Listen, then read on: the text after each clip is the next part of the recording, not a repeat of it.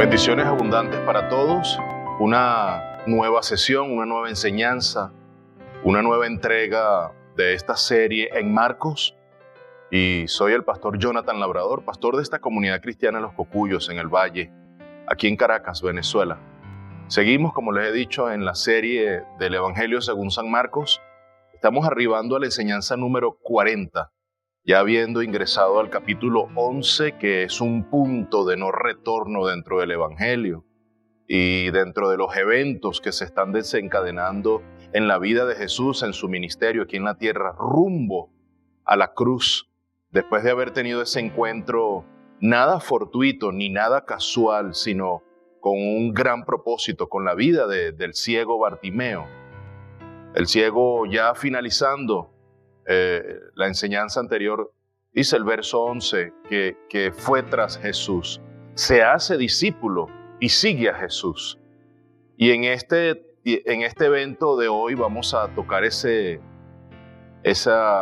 situación que sucede con la higuera, y es cuando Jesús maldice la higuera, un evento un tanto fuera de lo común, desconcertante, esa era la palabra que quería usar, un evento desconcertante que vamos a ver, no está puesto allí de casualidad, tal como el del ciego Bartimeo. Hay una gran enseñanza, esta emoción que brota de Jesús, ¿qué significó? ¿Qué significa para nosotros hoy? Esas son preguntas que intentaremos responder. ¿Cómo concilio el carácter de Jesús como lo hemos conocido, manso, humilde, amoroso, misericordioso, compasivo? ¿Cómo concilio eso con la ira que le generó al ver el templo y el estado deplorable en el que había encontrado el templo del Señor, la casa de Dios allí, el templo en Jerusalén? Vamos a estar viendo esto y qué significa eso para nosotros hoy, y cómo podemos aplicarlo a nuestra vida hoy. Tengamos una palabra de oración. Señor, delante de tu presencia estamos, y tu palabra que guíe nuestra mente y nuestro corazón, y tu Espíritu se encargue de aplicar este mensaje a nuestros corazones. Somos siervos falibles, por lo tanto necesitamos de la infalibilidad de tu palabra, de la inerrancia, la autoridad de tu palabra. Necesitamos también la ayuda y el sostenimiento de tu Espíritu Santo, también la sabiduría y el discernimiento para poder aplicar este mensaje a nuestra vida. Señor, que podamos crecer a la luz del entendimiento de tu palabra, que haya un cambio en nuestro ser para tu gloria y para tu honra, Padre. Amén y amén. Pues la serie en Marcos es El Hijo del Hombre en Acción. El título de esta enseñanza, estaremos en Marcos 11, del verso 12 al 19, la maldición de la higuera. Pareciera que Jesús tuvo una sobrereacción en este evento. Incluso Marcos indica que no era tiempo de cosecha de higo. Entonces, por lo tanto, Jesús no debió haber buscado nada en esa mata. Pero hay algún mensaje detrás de esto. ¿Cómo concilio este evento con el carácter de Jesús? Esa es nuestra pregunta al inicio. ¿Cómo entenderlo a la luz de los tiempos y del cumplimiento profético? Y además a la luz del plan de redención que está en progreso. Jesús va a la cruz. ¿Qué significa la higuera? ¿Dónde está Israel en este plan? En esta maldición, ¿dónde está Israel en la profecía que se cumpliría dada por Jesús sobre este árbol, sobre esta higuera? ¿Cómo concilio al Jesús de este evento, que se ve airado, contrariado, con el Jesús que hemos venido viendo manso, humilde, servicial, misericordioso, compasivo, lleno de amor? ¿Por qué Jesús maldijo la higuera? Uno de los ateos o escépticos más acérrimos y que son enemigos del cristianismo, Bertrand Russell, refiriéndose particularmente a este texto, decía que por eso él no entendía el cristianismo, ¿Cómo era posible que el líder supremo de un movimiento reaccionara de esta manera? Claro, a la luz de un desconocimiento total de las Sagradas Escrituras, a la luz de la ignorancia que nosotros podamos modelar y mostrar y evidenciar, una ignorancia de las Escrituras, del plan de redención, de lo dicho por los profetas en el Antiguo Testamento, un mensaje veterotestamentario que está presente, que Jesús lo conoce y que ahora lo valida Él mismo. Cualquiera puede decir que un Jesús que no encaja con la historia del Dios de amor que se vende y que vendemos y que hablamos y que ciertamente es así. ¿Y qué puede significar este pasaje para nosotros hoy? Pero vayamos a la lectura y vamos a ir desgranando poco a poco este mensaje. Quisiera verlo en dos partes. La primera parte es la maldición de la higuera como tal, y luego la purificación del templo, que está también muy ligada, es el carácter del corazón del hombre, es el pecado que está de continuo en el corazón del hombre, del ser humano, de la humanidad, de la raza humana, que nos hace no dar lo que Dios ha esperado, exige de nosotros, que nos hace vivir vidas apartadas de la voluntad de Dios, que nos hace vivir desagradando a Dios, y que al fin y al cabo obtenemos esto que veremos hoy en esta enseñanza. Adentrémonos en la lectura, Marcos 11, 12 al 19. Al día siguiente, cuando salieron de Betania, recordemos que venimos de un día ajetreado. Jesucristo viene entrando en Jericó, allí entre Betfagé y Betania, ahí encuentra al ciego Bartimeo. Al final de ese día ya está bien cansado y se retira hacia Betania. Este día siguiente es lunes. Cuando salieron de Betania, Jesús tuvo hambre. Y viendo de lejos una higuera con hojas, fue a ver si quizás pudiera hallar algo en ella. Cuando llegó a ella, no encontró más que hojas, porque no era tiempo de higos. Y Jesús, hablando a la higuera, le dijo: nunca jamás coma nadie fruto de ti. Sus discípulos le estaban escuchando. Llegaron a Jerusalén y entrando Jesús en el templo, comenzó a echar fuera a los que vendían y compraban en el templo. Volcó las mesas de los cambistas y los asientos de los que vendían las palomas, y no permitía que nadie transportara objeto alguno a través del templo, y les enseñaba diciendo: ¿no está escrito, mi casa será llamada casa de oración para todas las naciones? Pero vosotros la habéis hecho cueva de ladrones. Los principales sacerdotes y los escribas oyeron esto y buscaban cómo destruirle, porque le tenían miedo, pues toda la multitud estaba admirada de su enseñanza. Y cuando atardecía, solían salir fuera de la ciudad. Al inicio debo hacer una corrección. No vienen desde el ciego Bartimeo. Jesucristo ya viene desde la entrada triunfal en Jerusalén, y luego al final de ese día, domingo, entrando triunfalmente a Jerusalén. Recordemos el asno, el pollino de asno, ese animal que estaba allí virgen, que nadie lo había montado. Jesucristo lo pide, pero al final de ese día, bien cansado, luego de haber visto alrededor el templo, se retira hacia Betania. Pero el día siguiente, día lunes, venimos de un día domingo, primer día de la semana. Ahí están los primeros 11 versículos del capítulo 11. Los evangelios nos dicen que Jesús lloró sobre Jerusalén por el estado en el que había visto de incredulidad en la vida del pueblo y las terribles consecuencias que Jesucristo sabía que vendría sobre ellos. Incluso Jesús profetiza lo que sucedería 40 años después: la destrucción del templo en Jerusalén, la quema de la ciudad, 1.200.000 personas aproximadamente muertas en este evento trágico, catastrófico, el resto de la ciudad siendo esclavas del imperio. Y al final de esa jornada, Marcos nos dice que Jesús se retira hacia Betania, la aldea donde vivían sus amigos, Marta, María y Lázaro. Y al día siguiente, día lunes, se dirige entonces de nuevo a Jerusalén y se da este extraño encuentro con esta higuera. La maldición de la higuera por no llevar frutos. Esa será la primera parte que estaremos abordando, y luego una segunda parte que es la purificación del templo, que está muy relacionada con la maldición de la higuera, la razón del por qué, cuáles fueron los motivos que llevaron a Jesús a decir esto. Vamos con el primer punto, la maldición de la higuera por no llevar frutos. Versos 12 y 13. Al día siguiente, día lunes, cuando salieron de Betania, Jesús tuvo hambre y viendo de lejos una higuera con hojas, fue a ver si quizá pudiera hallar algo en ella. Y cuando llegó a ella no encontró más que hojas, porque no era tiempo de higo. Este comentario es el que nos hace al final Marcos. Los árboles de higuera eran muy comunes y muy apreciados en Jerusalén. Y entre agosto y octubre aproximadamente se daban los frutos de higos. Pero recordemos que estamos en tiempo de Pascua. No es ni agosto, ni septiembre, ni octubre. Estamos entre marzo y abril. Es la celebración de la Pascua. Es el inicio de la primavera. Y algo particular se daba en estas ramas, en estos árboles.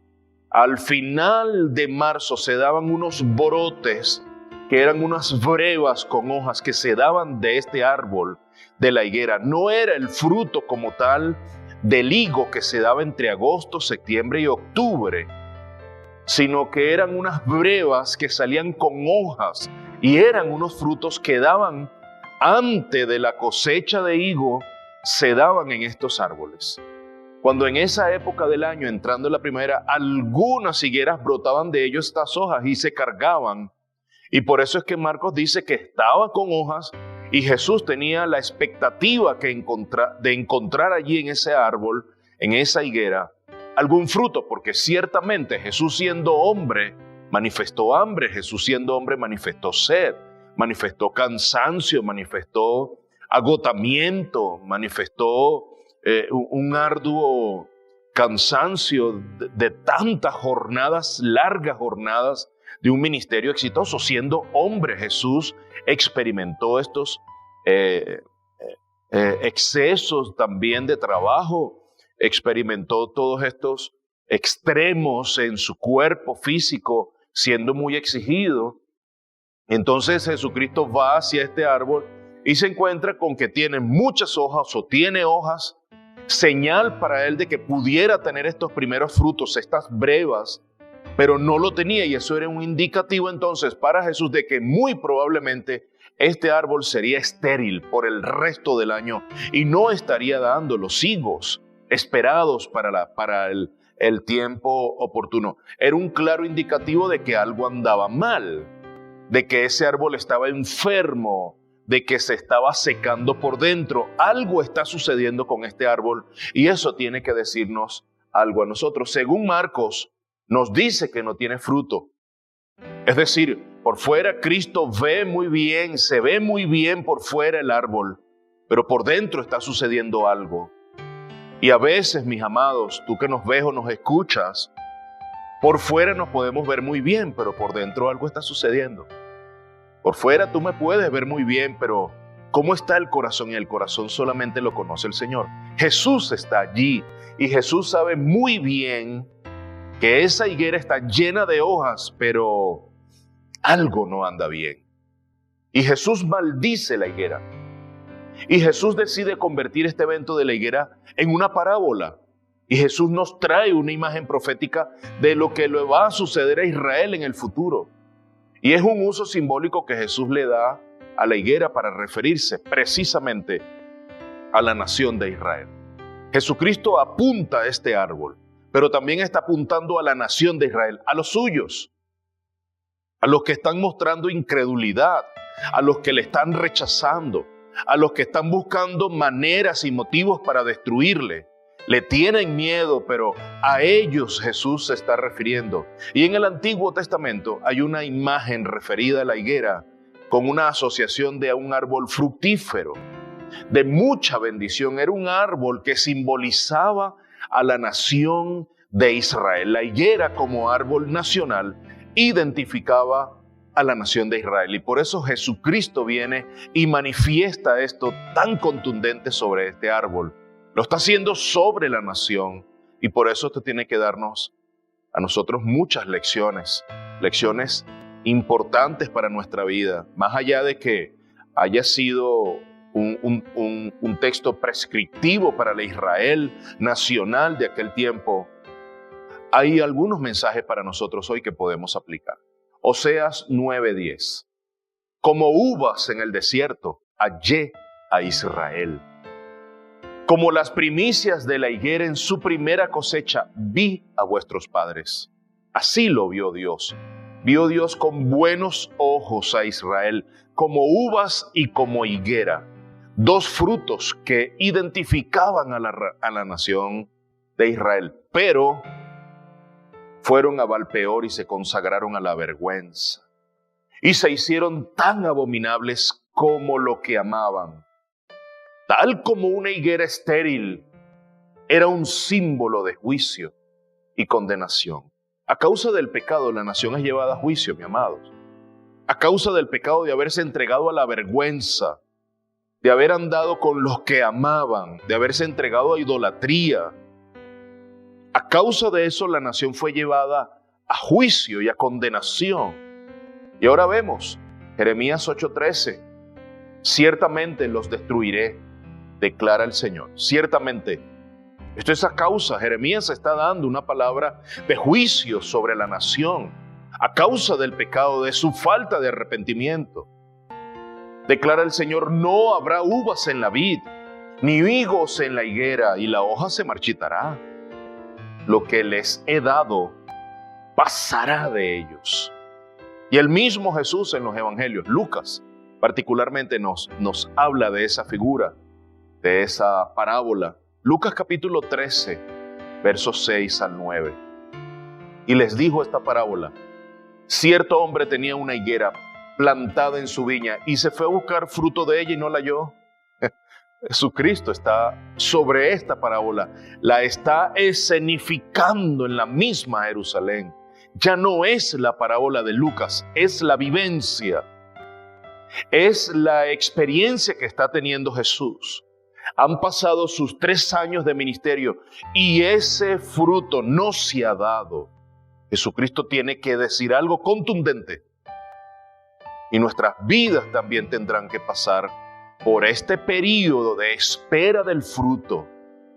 Y hacia allá iría nuestra reflexión el día de hoy.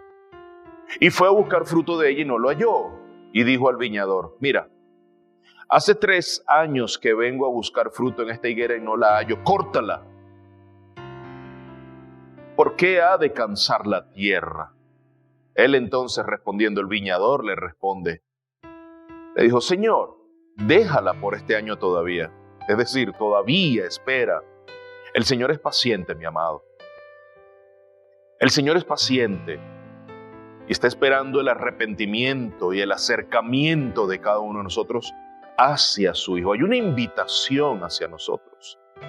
El Señor vez tras vez, con su paciente espera, ha tenido misericordia y no nos ha consumido. Y Él está esperando. Pero esa espera tiene un plazo. Todavía hoy hay oportunidad para ir a los pies de Cristo Jesús. Señor, déjala por este año todavía, hasta que yo cabe alrededor de ella y le eche abono. Y si da fruto el año que viene, y si no, córtala. Lo que Jesús está diciendo aquí, mi amado, en este evento de Marcos, es que era tiempo de cortar la higuera. Ya era tiempo, ya ha pasado el tiempo. Ya el reino ha sido establecido, ha sido anunciado. No hay fruto del árbol. ¿De quién se esperaba? ¿De quién se exigía? ¿A quién se le demandaba dar fruto? No ha dado fruto, ya ha pasado el tiempo. Y ya se había cumplido su ministerio aquí en la tierra y la higuera no había dado fruto. El versículo 20, el que estaremos enseñando en la próxima oportunidad, verso 20 después de Marcos, en capítulo 11, dice que la higuera se había secado de raíz. Luego de esta maldición, la higuera se secó completamente de raíz. Y este tema es tan importante, pero no podemos quedarnos solamente con el mensaje descriptivo, narrativo o prescriptivo para la Israel nacional de aquel tiempo en el primer siglo. Este mensaje debe y requiere ser relevante para nosotros hoy. ¿De qué manera yo puedo aplicar esto hoy? ¿Yo soy una higuera? Ciertamente estamos llamados a dar fruto.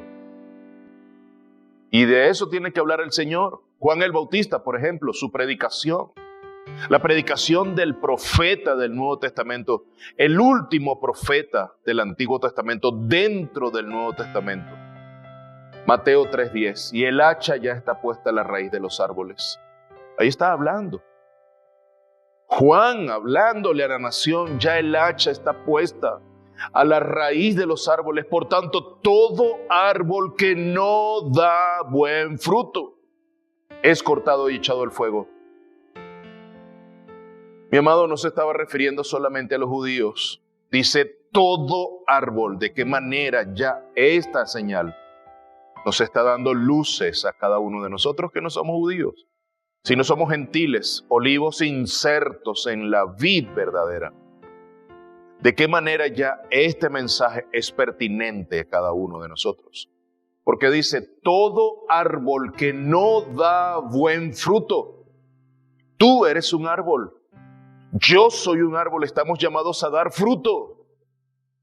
Y si un árbol no da fruto, dice, es cortado y echado al fuego. ¿Qué significa esto para mí hoy, mi amado? ¿Qué pertinencia tiene para mí hoy? ¿Qué relevancia tiene para mí hoy? Pues que todo aquel que profesa ser creyente, pero que no está dando evidencia de fruto, de una verdadera conversión en Cristo, de una verdadera entrega, de un verdadero y genuino arrepentimiento, está en peligro de terminar en un lugar de condenación. Es decir, ¿qué tan pertinente, qué tanta relación tengo yo con esto? Yo no soy israelita, yo no soy judío. Pues eres un árbol que ha sido plantado por el Señor y estamos llamados y exigidos a dar fruto. El que no dé fruto, dice Juan el Bautista, será cortado todo árbol que no dé buen fruto. Tú puedes dar fruto, pero no buen fruto. Todo árbol está llamado a dar fruto, bueno o malo. Pero estamos llamados en Cristo a dar buen fruto. Y el que no da buen fruto tiene un final terrible, un final de pérdida, un final condenatorio, es escabroso. El lugar que espera a todo aquel que no da buen fruto. Independientemente, amado, de la denominación, de la iglesia, de la creencia que tengas. Independiente a la fe que profeses. Estamos llamados a dar fruto en Cristo. Y cuando digo la fe que profeses, me refiero básicamente a denominaciones. Si eres cristiano, has aceptado a Cristo como tu único y suficiente Salvador. Has dado fe pública de esa entrega al Señor Jesús. Te llamas cristiano convertido de nuevo, que has nacido de nuevo, pero no hay evidencia de un buen fruto en tu vida, pues hay una gran pérdida. Dice que seremos separados, porque el trigo y la cizaña se parecen totalmente hasta que da el fruto. El fruto de uno es dorado y el fruto de otro es negro. Pero se parecen tanto y el único que puede separarlos es el Señor al final de los tiempos. Dice que será podado, será cortada la cizaña, será empaquetada y echada al fuego. Y amado, estamos llamados a dar frutos, si no tendremos una gran pérdida. Y lo diré enfáticamente, iremos directo al infierno, al lago que nunca se apaga, el lago de fuego que nunca se apaga y donde el gusano nunca muere. Será una gran pérdida si no damos frutos. Si hay evidencias del buen fruto en el caminar del Señor, diariamente hay evidencias. Mateo 7:21. No todo el que me dice Señor, Señor. Al final de los tiempos habemos algunos que saldremos, Señor, Señor, en tu nombre eché fuera demonios, en tu nombre profeticé. No todo el que me dice Señor, Señor entrará en el reino de los cielos, sino el que hace la voluntad de mi Padre que está en los cielos. ¿Cuántos árboles hoy sin frutos? ¿Cuántos? ¿Te consideras un árbol sin fruto? ¿Te sientes seco? ¿Has ido perdiendo ese primer amor, ese aluvión de emociones que se siente cuando vienes a los pies de Cristo? ¿Has ido perdiendo ese romance con el maestro de Galilea? ¿Cuántos árboles sin fruto estarán al final de los tiempos diciéndole Señor, Señor? Esa fórmula maravillosa de repetir el nombre del Señor 2 o 3 veces. ¿Cuántas personas se equivocarán al final de los tiempos y el Señor le dirá: apartados de mí, hacedores de maldad, no os conozco? Allí Jesús les anticipa una gran pérdida. Apartados de mí, hacedores de maldad. Es un gran peligro, muy real para los que profesan ser creyentes, pero que no están dando frutos evidentes de una conversión genuina. Será una gran pérdida, mi amado, y necesitamos reflexionar cada día. Además, el árbol se conoce por su fruto. Eso lo dice la palabra, Mateo 12:33. O haced bueno el árbol y bueno su fruto, o haced malo el árbol y malo su fruto, porque el fruto se conoce. Porque por el fruto se conoce el árbol. Tú no lo conoces por las hojas, aunque cuando ves las hojas conoces el fruto. Pero si es un árbol bueno, tú lo conoces por el fruto, no por la hoja. No conoces el fruto bueno o el árbol bueno por el follaje, ni por el olor. Lo conoces por su fruto. Según la palabra, tú conoces que el árbol bueno lo conoces por el fruto. Frutos apacibles de justicia por amor a su nombre, dice la palabra. Y Jesús le está hablando al pueblo, a su pueblo, al pueblo de Dios. No le está hablando a los gentiles, no le está hablando a los inconversos, a esos que se reunían en el patio de los gentiles. De eso vamos a hablar en unos minutos, cuando estemos hablando acerca de la purificación del templo en nuestro segundo punto. Este mensaje demuestra que el pueblo del Señor tenía un problema en la raíz, muy bonitos por fuera, sepulcros blanqueados que están podridos por dentro. O sea, unos sarcófagos hermosos, con un ornamento impecable. Sus ropas, todo el ornamento, lo exterior muy bien cuidado, pero por dentro podridos, putrefactos. Es decir, el Señor le está diciendo: hay algo que está malo, no veo frutos. Estoy viendo ramas, estoy viendo hojas, estoy viendo follajes, pero no hay frutos. Hay un problema en la raíz. Y el árbol está dispuesto y el hacha dispuesta para cortar de raíz el árbol y echarlo al fuego. Esa fue la profecía y el llamado al arrepentimiento de Juan el Bautista. Y Cristo también está haciendo este llamado ahora. Está maldiciendo la higuera y está dando una señal: mi pueblo no ha dado fruto. Es hora de cortar de raíz a la nación de Israel. ¿Cuál era el problema? Veamos cuál es el problema. Y vamos al segundo punto. La purificación del templo, versos 15 y 16. Llegaron a Jerusalén y entrando Jesús en el templo comenzó a echar fuera. Recuerden que el día anterior, Él llega a Jerusalén y lo primero que hace es entrar en el templo y ve todo alrededor. Pero no dice nada. Pero los evangelios paralelos, Mateo y Lucas, sí nos dan mayor detalle. Nos dicen que Él llora amargamente por Jerusalén. Y dice: si tan solo hubieses estado pendiente de quien te visitaba. Pero en Marcos no nos da mayor detalle, simplemente nos dice que miró todo, absolutamente todo alrededor, y luego se retiró al final del día a la aldea cercana en Betania. Y ahora dice: llegaron a Jerusalén y entrando Jesús en el templo, sabía Jesús que tenía un tema pendiente, una tarea pendiente. Comenzó a echar fuera a los que vendían y compraban en el templo, volcó las mesas de los cambistas y los asientos de los que vendían las palomas, y no permitía que nadie transportara objeto alguno dentro o a través del templo. Y usted quizás pueda decir hoy: pastor, ¿pero qué tiene de malo que dentro de la iglesia o en los alrededores podamos tener nuestros puestos de venta y que yo pueda vender un emprendimiento, pastor? Que podamos tener, porque nosotros regularmente vamos a traer al tiempo presente todos estos eventos y los evaluamos a la luz de la óptica y de los filtros y los lentes posmodernos de nuestra cultura hoy, atravesada con tanta cosa que hemos permitido, que hemos normalizado, en nuestra vida. Y tú puedes llegar a hacer esta pregunta: ¿pero qué tiene de malo que le hayan facilitado al pueblo la venta de los animales? Porque mucha gente venía siendo irresponsable con un animal con defecto, pastor, y ahí estaban los sacerdotes que vendieron más de 250,000 corderos en un año, en uno de los años, según los estadistas. No sé cómo hicieron estas estadísticas, pero dicen que uno de los mejores años de la fiesta de la Pascua se contabilizaron la venta de nada más y nada menos de 250,000 corderos dentro del templo.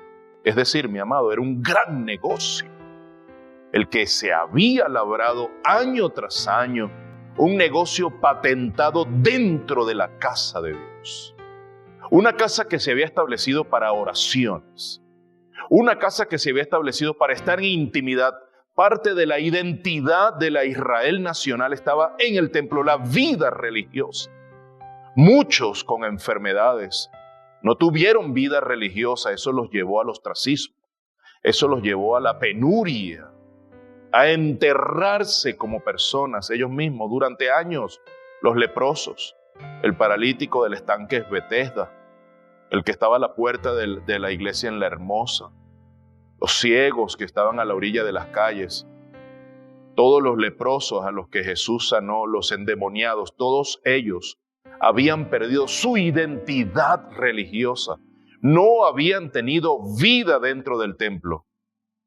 Pero ellos, a causa de su incapacidad, de sus situaciones, sus enfermedades, pero muchos, particularmente el patio de los gentiles, un lugar que se había dedicado expresamente para que aquellos que no eran judíos se pudieran acercar a la fe del judaísmo, que pudieran tener vida religiosa, pues todos esos lugares habían sido tomados por los fariseos. Y Jesús tiene mucho que decir en ese tiempo y hoy también. ¿Qué hemos hecho con la casa de Dios? ¿Qué hemos hecho con nosotros, con nuestras vidas? ¿Qué hemos hecho con nuestros corazones? ¿En dónde está nuestra mente y nuestro corazón hoy? Porque nosotros podemos normalizar nuestra vida religiosa, asistiendo domingo tras domingo a la iglesia, pero de lunes a sábado tenemos una vida mundana, una vida carnal, apartada de las cosas del Señor. Así estaban viviendo los fariseos. Hoy podemos tener emprendimiento dentro de las iglesias, pastor, nuestras ventas de empanadas para los hermanos a precio solidario. Nosotros podemos beneficiarnos de la venta y del intercambio, sí, cómo no. Pero tengamos mucho cuidado de empezar a normalizar nuestro corazón carnal, pecaminoso, y tratar de esconderlo detrás de la vida religiosa. De asistir a la iglesia, pero vivir de lunes a sábado una vida totalmente apartada de la voluntad del Señor. Necesitamos tener un entendimiento del significado del templo en este tiempo, en los tiempos del Señor Jesús. Y necesitamos tener un entendimiento del templo, de la casa del Señor en este tiempo, de la iglesia de Cristo, del cuerpo de Cristo, de la importancia del miembro en el cuerpo de Cristo, el miembro los unos uno de los otros, de los medios de gracia y los medios de santificación que el Señor ha provisto para nuestra madurez y nuestro crecimiento espiritual. La adoración corporativa, la oración en el cuerpo de Cristo, la meditación y la predicación de la palabra, la alabanza al Señor, la gratitud al Señor, tanto privada como públicamente. Necesitamos tener el entendimiento del significado de la casa del Señor en estos tiempos, de la iglesia, del cuerpo de Cristo y del templo del Señor en los tiempos del Señor Jesús. Se había convertido el templo de Jerusalén en el eje sobre el cual giraba la vida religiosa de la nación. El edificio como tal simbolizaba la presencia de Dios en medio de ellos, tal como el tabernáculo en el desierto, en el antiguo pacto, significaba la presencia del Señor. Ahora el templo en Jerusalén significa la presencia de Dios en medio de ellos. Les daba un sentido de identidad, de pertenencia. Era el lugar en donde se encontraban con Dios. Pero ahora están ocupados los espacios. Pero ahora se le ha dado otro uso a los espacios que fueron destinados para la comunión con Dios. Se realizaban sacrificios en el templo. Eso recordaba el pecado, la liberación, la condonación de los pecados cuando se daban animales limpios, puros, se daban en sacrificio por nuestros pecados. Hay una vida religiosa que está dándose en el templo y ahora Jesús se encuentra con esto. Lamentablemente, los mismos líderes que tenían que guardar todas estas cosas, que habían entendido la identidad que debían tener pertenencia de estas cosas, que sabían que el templo se había construido para tener intimidad con Dios, ahora terminaron profanando la casa del Señor. Qué terrible lo que estamos viendo. Toda la parte exterior, como les había dicho, se llamaba el templo, el patio de los gentiles, era un lugar que solamente era permitido para los no judíos, pero era para permitirle a ellos tener vida. Dios, de hecho, con estos lugares en el templo, un lugar aparte, Dios había hecho provisión para que aquellos que no pertenecían a la Israel nacional pudieran tener espacio en la intimidad con Él. Ya Dios dando provisión para los gentiles entrar en el pacto de gracia. Aleluya. Los fariseos habían decidido tomar ese lugar, ocuparlo, echar afuera a los gentiles. En esa semana se celebra la fiesta de la Pascua. Muchas personas se habían dado cita, aproximadamente 2 millones de personas se daban cita en la fiesta de la Pascua. Todo un negocio se había convertido la vida del templo en estos tiempos. Totalmente comercial. Eso que vemos hoy de la celebración de los carnavales, la celebración de lo que llaman la Semana Santa, la Semana Mayor. Todo eso es comercio, marketing, dinero. Todo eso es negocio. Las mejores ofertas se daban. Si tú venías de ciudades bien lejanas, venías con tus monedas de esas ciudades, no se te permitía transar en Jerusalén con esas monedas. Había un sistema de cambio dentro del templo, pero las tarifas subían y subían y subían.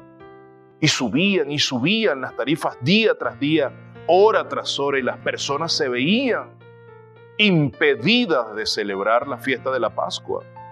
Llevaban sus animales y se tenían que devolver o tenían que pagar por un animal en perfecto estado que los mismos religiosos vendían dentro del templo. Dios mío. Los sacerdotes eran los dueños de la mayoría de esos puestos de ventas. Qué gran negocio. El templo era cualquier cosa menos un lugar para encontrarse con Dios. Y eso es lo que causa la indignación del Señor Jesús. No es poca cosa. No es que el líder del cristianismo ahora se volvió loco y mira la actitud que tuvo. No es poca cosa lo que Cristo está viendo en el corazón de los fariseos. Verso 17. Y les enseñaba diciendo, no está escrito, mi casa será llamada casa de oración para todas las naciones. Jesucristo le está diciendo, ustedes como que no saben lo que dice la palabra. Ustedes como que tengo que recordarles lo que dice el Antiguo Testamento, el libro de Isaías. Tengo que recordarles lo que dice el Antiguo Pacto. Mi casa será llamada casa de oración para todas las naciones, pero vosotros la habéis hecho cueva de ladrones. Estas palabras, si bien no son directas de Jesús, las está dando Él en este momento. Él personifica el mayor profeta de todos los tiempos. Él personifica el mayor rey de todos los tiempos. Él es Dios mismo. Él tiene propiedad de lo que está diciendo, porque el mismo Dios lo había dicho en el Antiguo Pacto. Isaías 56, versos 6 y 7. Y a los extranjeros que se alleguen al Señor para servirle y para amar el nombre del Señor, para ser sus siervos, a todos los que guardan el día de reposo sin profanarlo y se mantienen firmes en mi pacto, yo los traeré a mi santo monte. Mira, ya el Señor había hecho provisión. Ya el Señor había tomado en cuenta a los extranjeros, a los advenedizos, a los foráneos. Les había dicho, ustedes, extranjeros, que vengan a mi casa y se mantengan firmes en mi pacto, yo les daré espacio y los haré míos. Los llevaré a mi santo monte, los alegraré en mi casa de oración. En el templo tendrán lugar. Por eso es que estaba el patio de los gentiles. Sus holocaustos y sus sacrificios serán aceptos sobre mi altar, porque mi casa será llamada casa de oración para los pueblos. Sobre esto está hablando Jesús. Además, el Señor le había dicho, Dios mismo le había dicho a Abraham, en ti serían benditas todas las naciones y las familias de la tierra. Pero no, los fariseos se habían olvidado de la inclusión de Dios, de los gentiles dentro del plan. Ellos se habían vuelto exclusivistas, habían sacado, execrado del templo a los no judíos, a los gentiles. El reino estaba dispuesto para bendecirlos a todos, no solamente a los judíos, pero Jesús está en misión limpieza. Este debería haber sido el título de esta enseñanza. Jesús en misión de limpieza. Expulsa a los judíos del atrio de los gentiles. Ese lugar había sido preparado para ellos. Incluso no dejó que se transportara absolutamente más nada dentro del templo. Paró las operaciones del templo. Imagínense un negocio tan fructífero que había dado tanto rédito, tanta ganancia. Jesucristo paró ese tráfico. Jesucristo detuvo todas las negociaciones y los ingresos. ¿Cuántas personas, cuántos judíos, cuántos fariseos se vieron con pérdidas en esa semana a causa de la actitud de Jesús? Por eso querían destruirle. A causa de esto querían destruirle. Por eso la indignación de Jesús. El otro texto que llena de indignación el corazón de Jesús está en Jeremías 7, versos 4 al 11. Acompáñenme. No confiéis en palabras engañosas diciendo, este es el templo del Señor, este es el templo del Señor. Así decían los judíos, lavándose la cara, lavando su doble moral, su doble vida. Este es el templo del Señor. Porque si en verdad enmendáis vuestros caminos y vuestras obras, si en verdad hacéis justicia entre el hombre y su prójimo, y no oprimís al extranjero, al huérfano y a la viuda, ni derramáis sangre inocente en este lugar, ni andáis en pos de otros dioses para vuestra propia ruina, entonces os haré morar en este lugar, en la tierra que di a vuestros padres para siempre. He aquí vosotros confiáis en palabras engañosas que no aprovechan, para robar, matar, cometer adulterio, jurar falsamente, ofrecer sacrificios a Baal y andar en pos de otros dioses que no habíais conocido. El Señor lo había dicho. Vendréis luego y os pondréis delante de mí en esta casa que es llamada por mi nombre y diréis, ya estamos salvos. El Señor está diciendo, ustedes que hacen, que matan, que roban, que levantan falsos testimonios, que oprimen a los extranjeros, dicen, esta es mi casa, y luego viene y dice, aquí estoy salvo. Mi amado, esto es una dura exhortación hacia nosotros, a los que vivimos una vida doble de lunes a sábado y venimos a la casa del Señor el domingo a cantar con las manos santas altas. Para luego seguir haciendo todas estas abominaciones. Verso 11, se ha convertido esta casa, que es llamada por mi nombre, en cueva de ladrones delante de vuestros ojos. He aquí yo mismo lo he visto, declara el Señor. Jesús está recriminando la actitud de los fariseos, mi amado. Jesús está llamando la atención.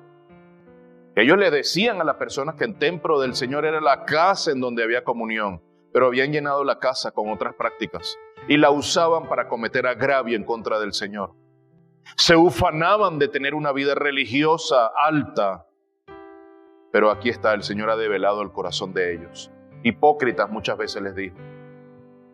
Se escudaban detrás de sus ceremonias para guardarse de la ira del Señor. El templo del Señor, aquí estaremos salvos, pero nada los libró de la ira del Señor. Ahora volvamos a Israel siendo higuera, un árbol frondoso, llamado a dar fruto, estaba sin fruto. Algo había pasado en su raíz. Estaba estéril, sin dar el resultado para el cual había sido llamada la nación de Israel. Israel se convirtió en una mera fachada de religiosidad. Así estamos nosotros hoy. Llamados a dar fruto, nos hemos convertido en una mera fachada, una mera cara. Mis amados, la vida en Cristo no es un refugio. La vida de la iglesia no es un refugio donde nosotros venimos a calmar nuestras conciencias cada domingo, cada vez que tengamos reuniones, cada martes de oración, cada jueves de intercesión, cada lunes de estudio bíblico, cada viernes de vigilia. La iglesia y sus actividades y la vida en la casa del Señor no es para lavar nuestra vida oculta. Y luego el resto de las semanas, como decía la canción de un impío realmente, viviendo la vida loca, de lunes a sábado. ¿De qué manera nos escondemos detrás de nuestras actividades religiosas? ¿Cómo lavamos nuestras conciencias entonces? Esto es para reflexionar. Jesús dijo en Mateo 15:8, este pueblo con los labios me honra, pero su corazón está lejos de mí. Esa es una franca referencia a Isaías 29:13. Nos estamos dando cuenta del asunto. Mi amado, esto no trata incluso del templo ni de la casa, trata del corazón. Esto no trata del lugar, trata del alma.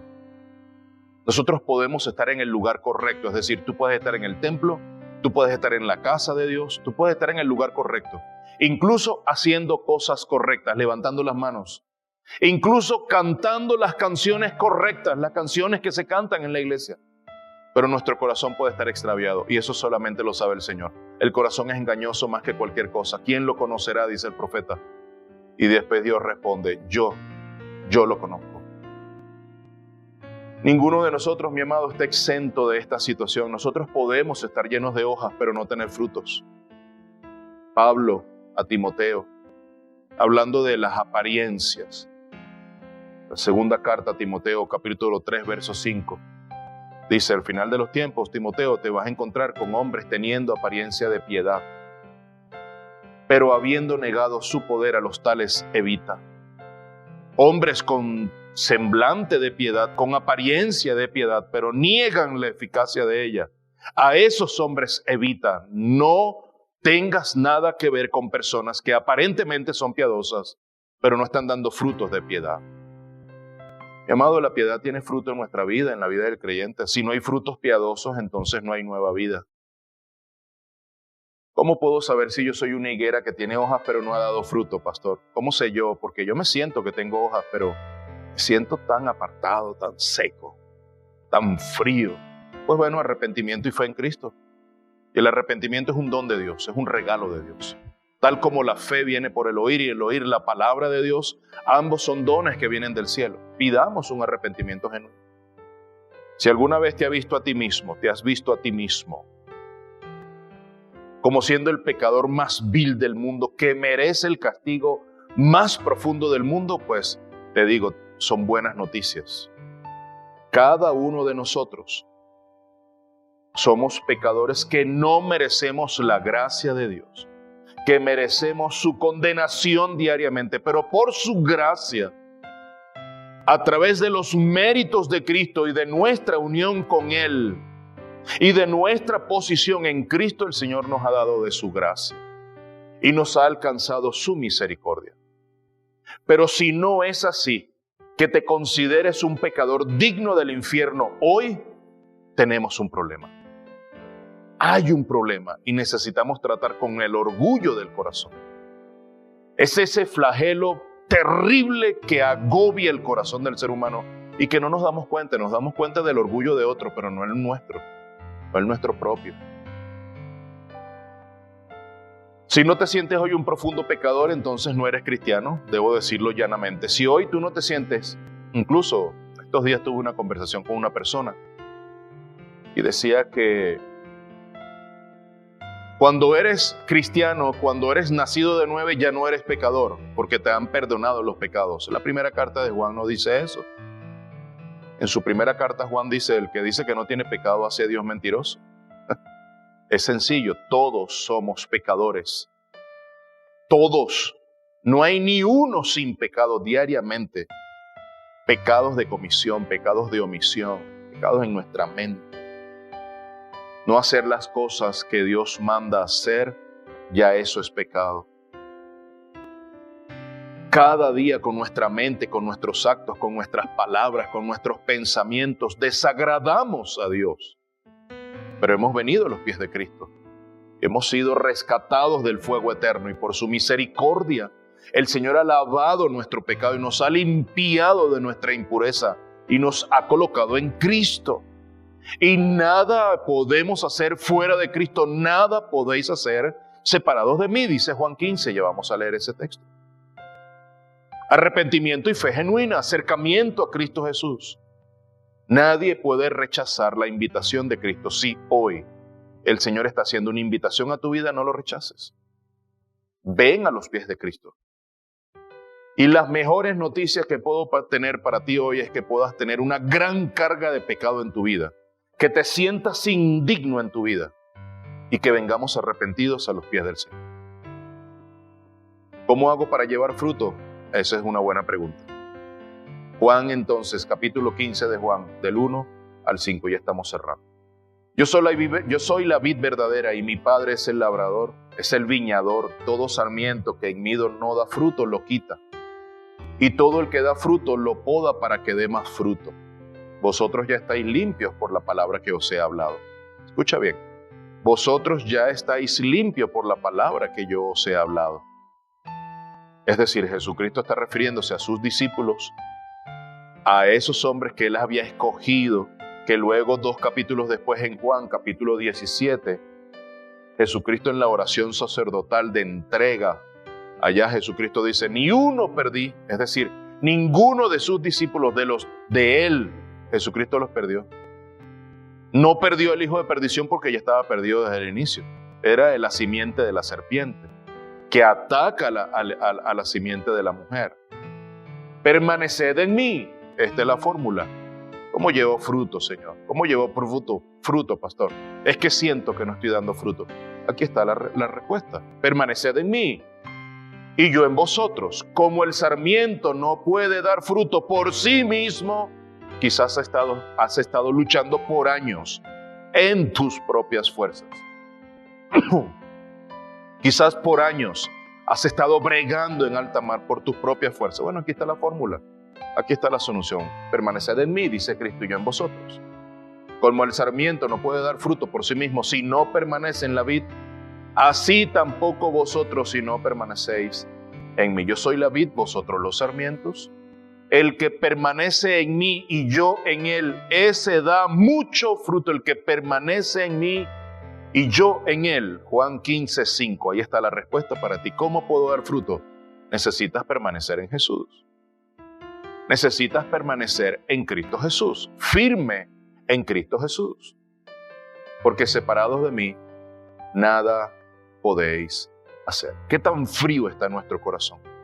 ¿Qué tan estéril está nuestro árbol? ¿Qué tan apartados del Señor nos sentimos hoy?